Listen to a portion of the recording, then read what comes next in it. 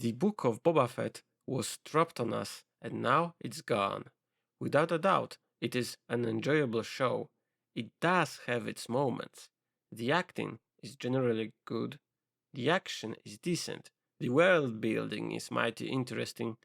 In short, it ticks most of the boxes. Yet, after the concluding episode, it is hard to shake off the feeling that it wasted a lot of its potential. To put it bluntly, the Book of Boba Fett fails to deliver on multiple promises. I would argue that the show suffers from the problem the Rise of Skywalker suffered. It is all payoff without proper setup. The show starts at the place that the end credits scene of Mandalorian Season 2 left us. Boba Fett kills Jabba's successor, Bib Fortuna, and takes over his crime empire. As setups go, this is quite interesting, and definitely something we have not seen before in Star Wars.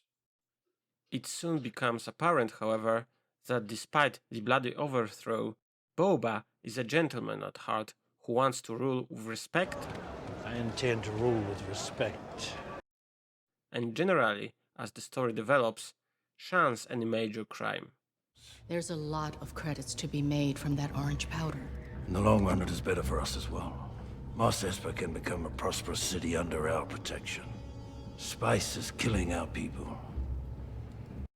This strikes as counterproductive to the premise of the crime organization. So, another intriguing question is asked: who Boba Fett really is and how the enemy of Han Solo and Luke Skywalker came to be this way. The show provides the answer in two parallel narrative threads. One focuses on present-day events, Boba learning to wield the newfound power. The other puts the past at the center stage. Over the course of 4 episodes, the show presents a series of flashbacks to the events after Boba's fall into the Sarlacc pit. We learn how he survived, how he was enslaved by the Tuscans, how he won their respect and freedom, and how he became one of them. These moments are where the storytelling in Book of Boba Fett shines. We see our hero fight for survival, help others, gain allies, go on a riveting adventure, lose loved ones, and experience grief. The final scenes of Boba saying farewell to his newly found Tusken family or taking revenge on their alleged killers are sights to behold.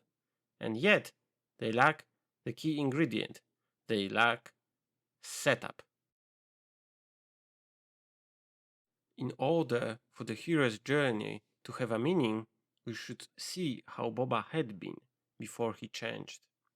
So, if the show displays a generous and good-hearted Boba, it stands to reason we should also witness his former self, a violent, selfish, untrusting, and untrustworthy person, interested in own profit and own survival. Sure, we are told that Boba Fett is a cold-blooded killer who worked for the Empire. But we are never really shown that sort of behavior from Boba. The little presence he has in the original trilogy movies give us hardly any clue as to who Boba Fett really is. To illustrate this point, it's worth bringing up the setup of Mandalorian Season 1. There, Din Djarin is an aloof, focused, no-nonsense bounty hunter who is always very professional about his trade and shows no mercy to his targets. His disposition is tested when one of his marks turns out to be a seemingly powerless child. Being a foundling himself, Mando protects Baby Yoda from certain death and bonds with him over the course of the adventure. When the time comes to give up the child, Mando is torn with doubt, to the point that he changes his mind and saves the child's life yet again.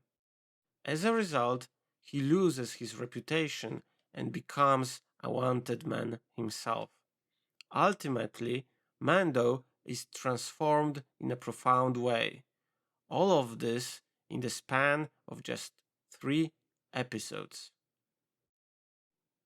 In comparison, Boba Fett is a good person just because he does not have his past self to contrast against. What's worse, he's never torn with any doubts, never has his instincts take over. Apart from one scene, he does not relapse into his old ways, even if the narrative tells us he does. He might be called a crime boss, you see, but in reality, he is depicted as a benevolent leader that rules with respect and protects the common folk, or so we are told. As we can see, we get the payoff of our character being essentially a good person without the proper setup. The tendency not to establish key plot points properly continues in the story thread set in the present. Many events feel as if they should have been explored and prepared before they happen. For example, Boba is shown to be widely disrespected by nearly everyone. Well, with apologies, no one respects you. However, he takes no meaningful measures to stop the other crime families before they betray him. He seems to be satisfied just by talking to them. And that's in spite of the fact that he should know this possibility is on the table. All 3 Gotras of Mos Espa turned on us. It was the smart move. It was. Furthermore, in the last episode of the show, we learn that Boba is all about common people. And yet, before we learn that, we do not see him ever engaging with them in any meaningful way. He never gains trust of the common folk. The scooter gang he recruits are apparently a menace of the local merchants. A street gang of insolent youths has been stealing my inventory. Surprisingly, the gang reveal themselves to be all about protecting the poor and the downtrodden. If you want to abandon Mos Espa and hide in your fortress, go ahead. We're staying. The people who live here need our protection. A pity then that they are never shown to be the Robin Hoods of the common folk before the final episode. Lastly, we learn that the famous bounty hunter and the antagonist of the show, Cad Bane, actually knows our hero. It turns out that these two clearly have an unspoken dark history.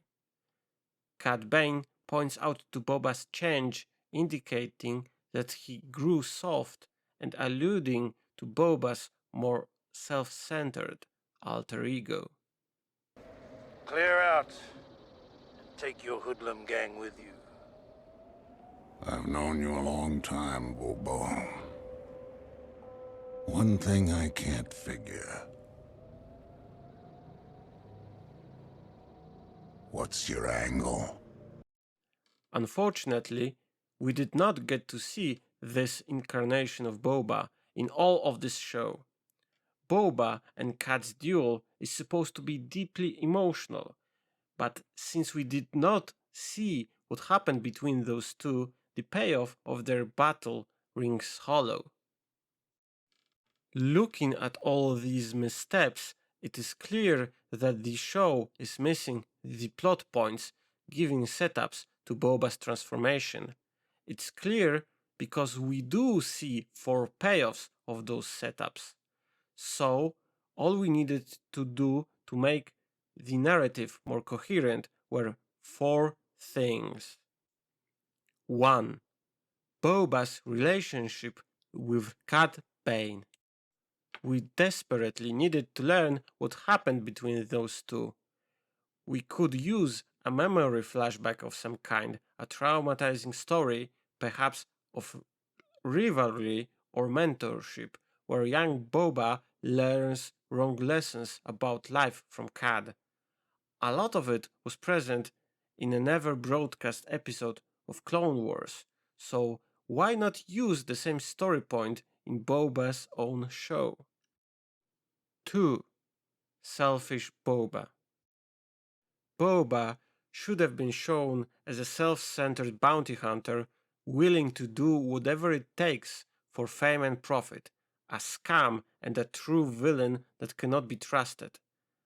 Much of that was present in comic books, for example, in the way that one time he betrayed a fellow bounty hunter, Valance. In similar way that Cobb Vance's backstory from the novels was repeated in Mandalorian, this plot point could have been redone for the purpose of the show. 3. The struggle to change. During his time with the Tuskens, as well as in the present, Boba should struggle with his dark impulses, the way he used to be, being on the verge of relapsing into old ways.